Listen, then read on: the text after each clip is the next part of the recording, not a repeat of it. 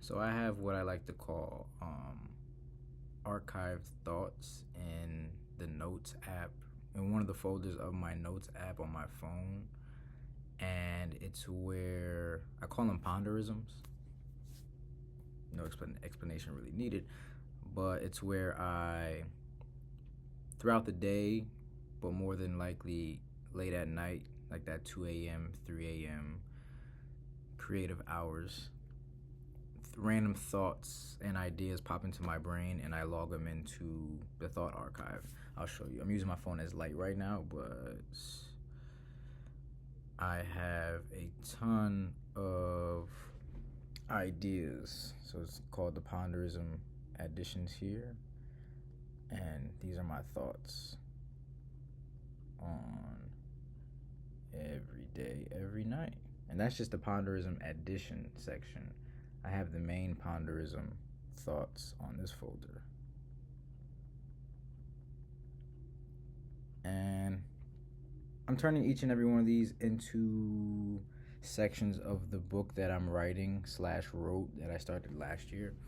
But one of the thoughts I had that I wanted to touch on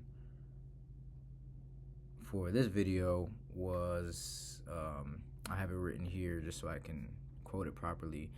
The thought popped into my brain and it was, love is proof that you must live outside yourself to experience the best in life. And I think that it was a confusing thought and I had to sit with it for a while. It literally popped into my brain just like that, and I wrote it down as I thought it, even though I didn't understand it in the moment. I think it's suggesting that the most important things in life are love and connection, and in order to experience them in their totality and within their highest potentials, you have to live outside of yourself and you can't remain trapped in isolation.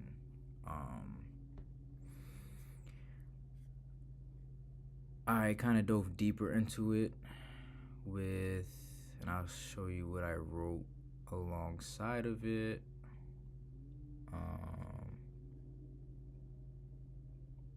So love and connection, which are the richest parts of life, aren't found by staying locked inside your own mind or ego. Instead, they require you to step beyond yourself, to reach out, to give, to feel with others. It implies that love is evidence that fulfillment isn't a solo act, it's relational. The best experiences demand vulnerability, openness, and willingness to exist in the space between you and another. It's an invitation to transcend self-centeredness in order to truly live. It ties in beautifully with self-actualization.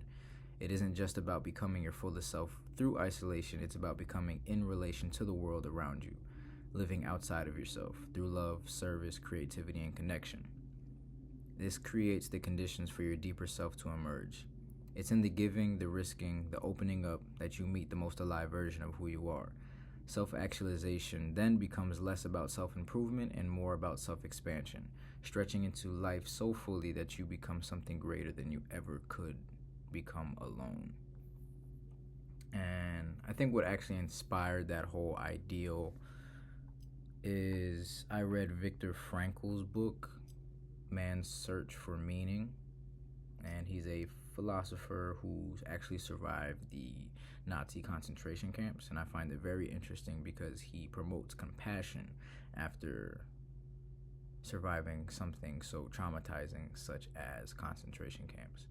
But in the book, he touches the idea that self-actualization, becoming your highest self, is a byproduct of giving yourself to something outside of yourself. A lot of what he speaks in the book is about the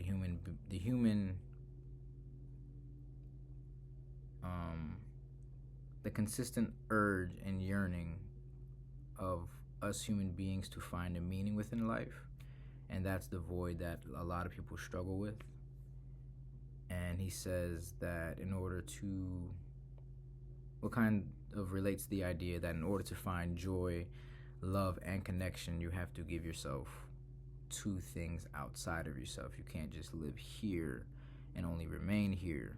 You have to live, build relations, and connect outside with the rest of the world, and self-actualization becomes a byproduct of that. And I think that all ties into what that one sentence that my mind, I guess, stated to itself, and that I logged into the thought archive. I'll repeat it. It was, love is proof that you must live outside yourself to experience the best in life. So yeah, I think the best in life is the best you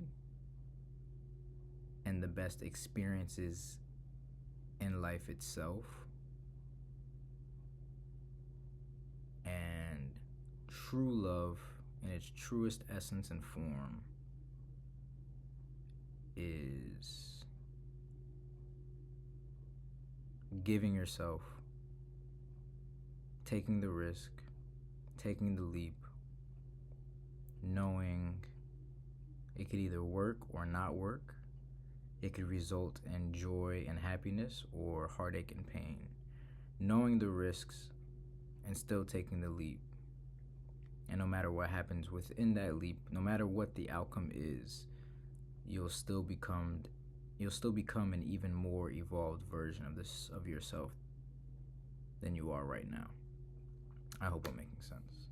But yeah, love is proof that you must live outside yourself to experience the best in life.